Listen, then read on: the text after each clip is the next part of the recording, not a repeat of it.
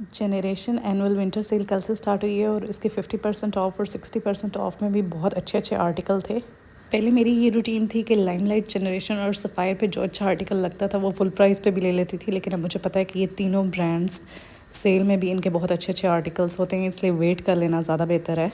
Specially generation पे मैंने एक चीज़ नोट की है कि इनकी स्टिचिंग और जो फ्रॉक के डिज़ाइन होते हैं ये हर बॉडी टाइप पे सूट करते हैं। समर और फॉर्मल कलेक्शन में भी इनके काफ़ी ज़्यादा डिज़ाइन फॉर सेल थे। सारे आर्टिकल्स पे इन्होंने कहा था कि सेल लगाएंगे, लेकिन मैंने इससे पहले भी विंटर कलेक्शन इनकी चेक की थी, सब आर्टिकल्स पे सेल नहीं थी।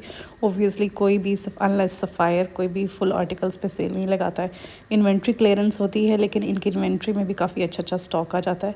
और मैंने ये वाली शर्ट परचेज़ की जो कि 2300 की थी। It's a long long shirt और इसके जो एज पे डिटेलिंग थी वो मुझे बहुत अच्छी लगी। बाकी इनके हर तरह के मतलब समर विंटर के मिक्स्ड ही लगे हुए थे। काफ़ी शॉर्ट शर्ट्स भी थी जो कि 1200-1900 के प्राइस में भी अवेलेबल थी। मुझे ज़्यादा ड्रेसेस ऑफिस वेयर के लिए लेने होते हैं, इसलिए मैं इनके फूलों वाले डिज़ाइन ज़्यादा कैरी नहीं कर सकती हूँ।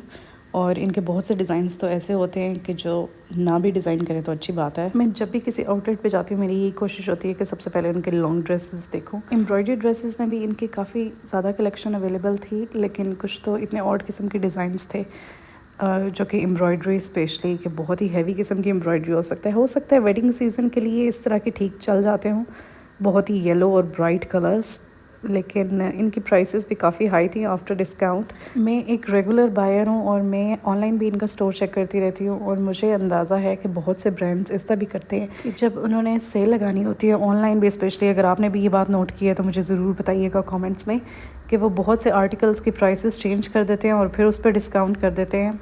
मतलब जो प्राइसेस पहले होती हैं अनलेस वो कम हो, इसलिए कि इतने ज़्यादा आर्टिकल्स होते हैं इन्वेंट्री में, किसी को भी अनलेस किसी ने ऑलरेडी डिज़ाइन चूज़ किया हो उसके अलावा उसकी प्राइसेस याद नहीं होती।